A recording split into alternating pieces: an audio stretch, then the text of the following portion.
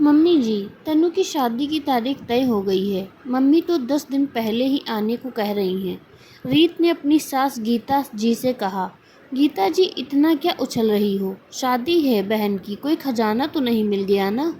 10 दिन पहले जाओगी तो यहाँ कौन संभालेगा?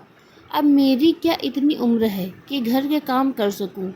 रीत, पर मम्मी जी, मेरे घर की आखिरी शादी और घर की बड़ी बेटी होने के नाते मेरे भी कुछ फ़र्ज़ हैं, तो मेरा पहले तो जाना बनता है ना।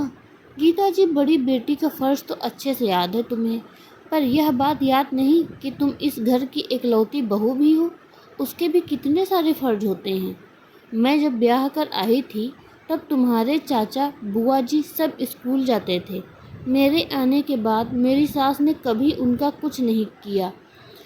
नहीं, सारी जिम्मेदारी मुझ पर ही थी। मायका तो पग फेरों के बाद फिर कब गई यहाँ याद ही नहीं। तो क्या मेरे भाई बहनों का ब्याह ना हुआ? शादी के बाद ससुराल की जिम्मेदारी पहली होती है, बाद में मायका। रीत अब कुछ नहीं कर सकती और उदास होकर वहाँ से चली जाती।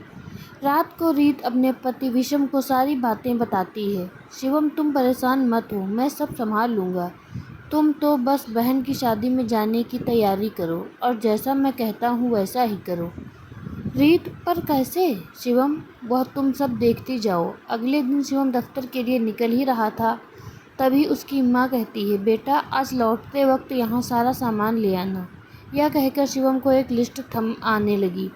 इससे पहले कि वह बोलती, उस लिस्ट में क्या है? शिवम कहता है, नहीं माँ, दफ्तर से लौटते वक्त मुझे देर हो जाएगी। मुझे रीत के मम्मी पापा ने शादी की कुछ खरीदारी के लिए साथ चलने को कहा है। आप यह लिस्ट रीत को दे दीजिए, वह ले जाएगी। यह कहकर शिवम चला जाता है। अब तो आए दिन ऐसा होता ही था।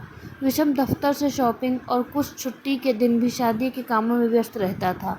इधर गीता जी की सारी फरमाइश है रीत पूरी करती। इन दिनों गीता जी देखती कि रीत कितनी अच्छी थी, घर की जिम्मेदारी निभा रही थी, पर वह उसकी तारीफ करना नहीं चाहती।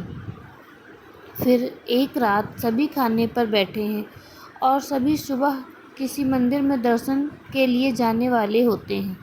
तभी अचानक से शिवम का फ़ोन बज उठता है। शिवम फ़ोन पर बात कर कहता है, माँ, मैं कल आप लोगों के साथ नहीं चल सकता। रीत के यहाँ जाना है, वहाँ कुछ समस्या हो गई है।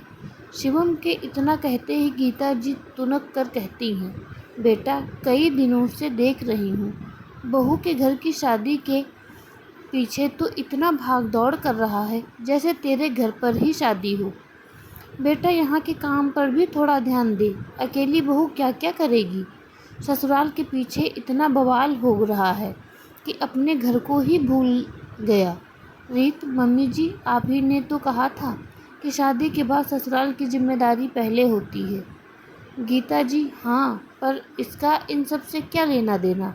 रीत, मम्मी जी, शादी को अकेले मेरी नहीं हुई है, इनकी भी हुई है, तो इसीलिए मैं अपना ससुराल संभाल रही हूँ और यहाँ अपना और वह अपना।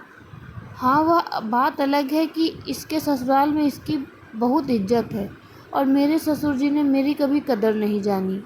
शिवम मंद मंद मुस्कुरा रहा था और सोच रहा था, कितनी अच्छी ट्रेनिंग दी है मैंने। वह रीत कमाल की एक्टिंग कर रही हो। गीता जी, तू खड़ा खड़ा मुस्कुरा क्या रहा है? सुन रहा है यह क्या कह रही है? शिवम, सही तो कह रही है माँ। जब इसे अपना ससुराल पहले संभालना चाहिए तो मेरे ससुराल को भी संभालने वाला तो कोई होना चाहिए। ना जाने रीत यहाँ की इकलौती बहू है, मैं भी तो फिलहाल वहाँ का इकलौता दामाद हूँ। गीता जी चुपचाप खड़ी थी। कहना तो वह बहुत कुछ चाह रही थी, पर आज शिवम और रीत ने उनकी बोलती बंद कर दी। धन्यवाद दोस्तों। आपको यह कहानी कैसी लगी हमें कमेंट में ज़रूर बताएं। चैनल पर नए हैं तो सब्सक्राइब ज़रूर करें। मिलते हैं अपनी अगली कहानी में, तब तक के लिए धन्यवाद।